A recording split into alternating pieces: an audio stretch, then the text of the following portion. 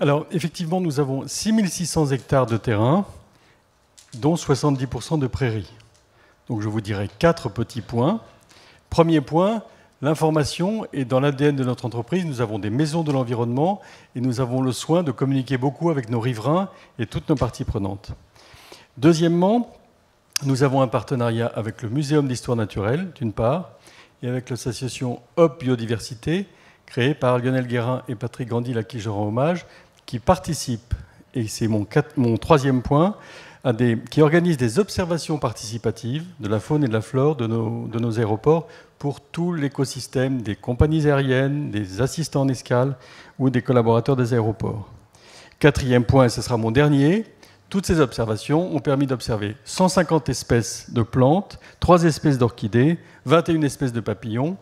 Et pour le reste, je vous invite à venir visiter nos maisons de l'environnement. Le café, c'est hyper important. Tout le monde en a bu quasiment aujourd'hui, j'en suis sûr. C'est la deuxième boisson la plus consommée dans le monde après l'eau. On en boit 40 milliards de tasses par an en France. C'est une boisson culturelle. On en boit en France depuis le XVIIe siècle. C'est excessivement important. Mais vous ne le savez peut-être pas, le café est menacé, et notamment menacé par le réchauffement climatique. Donc il nous faut travailler sur ça. Et avec Nespresso, on travaille en direct avec 75 000 caféiculteurs. On a mis en place un programme avec différents partenaires, notamment Sustainable Agriculture Network, avec Rainforest Alliance, avec qui on travaille depuis 2002, pour faire en sorte que les caféiculteurs gagnent leur vie et puissent faire vivre leur famille et leur communauté, et surtout aient des écosystèmes productifs qui puissent transmettre à leurs enfants. Et ça, c'est excessivement important. C'est excessivement important pour la qualité du café, et aussi parce que ces systèmes productifs leur permettent d'être vraiment dans le développement durable et de pérenniser leur production de café. On travaille aussi avec l'UICN, par exemple, en Colombie, parce qu'on a beaucoup de nos fermes, on a 10% de nos fermes qui sont à proximité de parcs nationaux. Donc on a fait un gros travail de cartographie pour s'assurer que dans ces fermes, on ait une vigilance vraiment extrême pour pouvoir faire en sorte qu'on puisse préserver au maximum cette biodiversité. On travaille sur la protection de l'eau, on travaille sur l'agroforesterie. Vous savez que le caféier, c'est une essence forestière. Il faut qu'il pousse dans les forêts. Donc pour nous, l'agroforesterie, c'est absolument essentiel.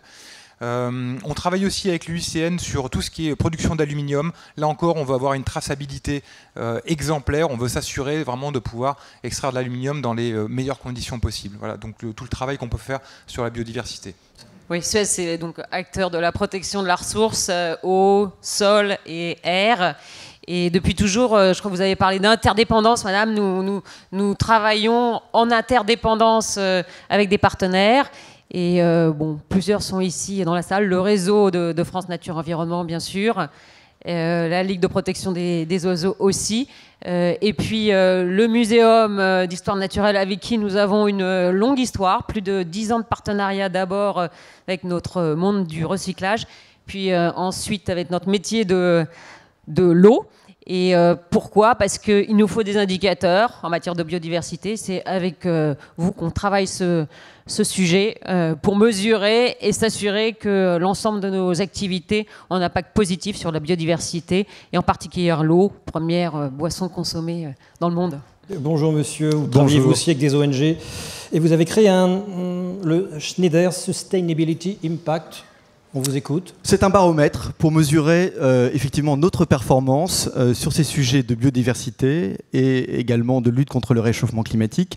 Ce sont vraiment deux objectifs jumeaux pour nous. Schneider est bien sûr connu d'abord pour ce que nous apportons à la lutte contre le réchauffement climatique. C'est tout ce qui est énergie renouvelable, efficacité énergétique, première contribution à la biodiversité. Mais on fait beaucoup d'autres choses pour le mettre très haut dans nos priorités, sur ce que nous apportons en technologie d'efficacité pour nos clients, pour qu'ils consomment moins de ressources, qu'ils soient plus efficaces, qu'ils aient moins d'impact sur la biodiversité, sur la façon dont nous travaillons nous-mêmes pour aller vers une économie réellement circulaire, rendre nos produits recyclables.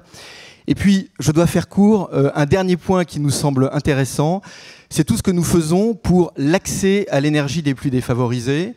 Nous apportons en Afrique, en Asie du Sud-Est, des solutions d'énergie renouvelable qui permettent de substituer à la biomasse d'autres sources d'énergie. Et en faisant ça, nous luttons contre la déforestation et les pertes agricoles.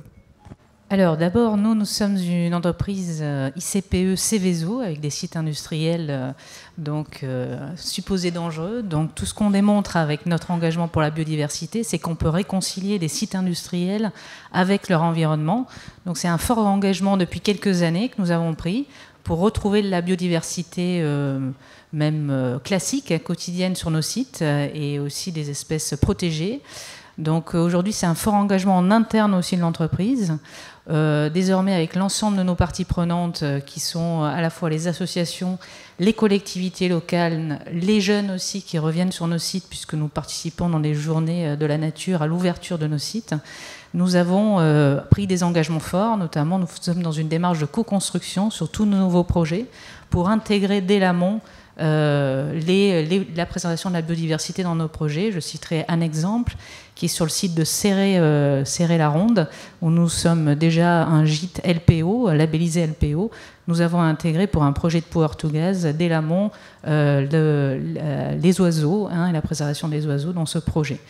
Voilà, donc nous sommes très actifs. C'est une démarche de cohésion interne aussi, clairement. Je rejoins ce qui a été dit. Et c'est possible et c'est tout à fait accessible à n'importe quelle entreprise. Tout ce qu'on peut faire pour améliorer le quotidien et la préservation de l'environnement.